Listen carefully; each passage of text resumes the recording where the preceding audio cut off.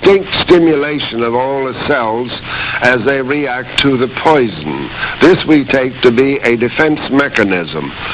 Then things begin to slow up and reproduction is definitely inhibited.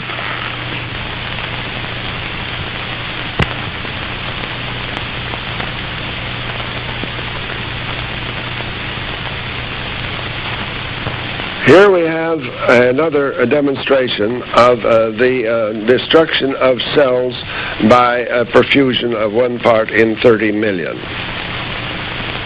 Notice the swelling of the mitochondria in the body of the cells. Notice the compaction of the material in the center or vital spot, which we call the nucleus of the cells. That too is evidence of injury. Note the swelling of the membranes around the cells. This makes it impossible for them to absorb foodstuff. Note they're shriveling up now. There are no cells dividing. All is becoming still. Most of the cells are dead or dying. This demonstrates the toxicity of this material.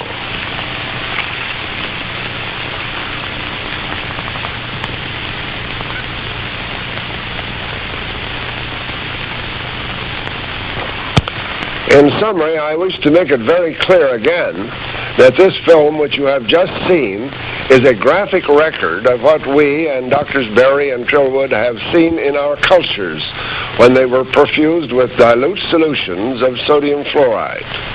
This film itself is presented here only to show that mammalian cells in tissue cultures can be and are damaged by fluorides, and some even killed when their contact with sodium fluoride is in the concentration of 1 part in 30 million.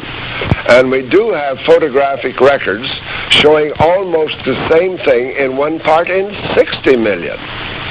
Poisonous sodium fluoride in these concentrations may not be toxic enough to kill the cells or to destroy an organ or possibly the individual himself. Nevertheless, in human bodies, such poisons are subtle, insidious, and if prolonged over months and years, as in this case where fluoridated water is being used, chronic disorders and upsets of function in one or more of the vital organs may ensue. Outward manifestations of such toxic effects may not be apparent at the time to the victim or to his physician, but the constant drinking of fluoridated water may bring about a gradual accumulation of damaged and scarred tissue in the various organs, resulting in the production of many vague complaints in some or in nearly all parts of the body.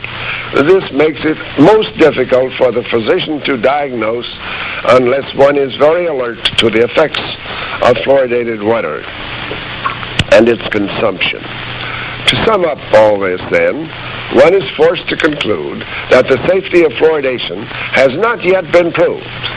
The experiments that you have just seen cast most serious doubt on the safety of fluoridation. We feel compelled to agree with the Congressional Committee on Food and Drugs and Chemicals, who, after extensive investigations under the Honorable James J. Delaney of New York, way back some years ago, 1952, questioned the safety of fluoridation and urged caution. And above all, they emphasized the need for more research, even before anyone would consider fluoridation. To all this, we most heartily do agree. The proponents of fluoridation have not produced this research. The safety of fluoridation still needs to be proved. And we who have made this film from over 24,000 photographs in continuity under the microscope at intervals of exactly 39 seconds between each film, bring you this demonstration of toxic effects of fluoridation. We have only begun our research into the effects of drinking fluoridated water.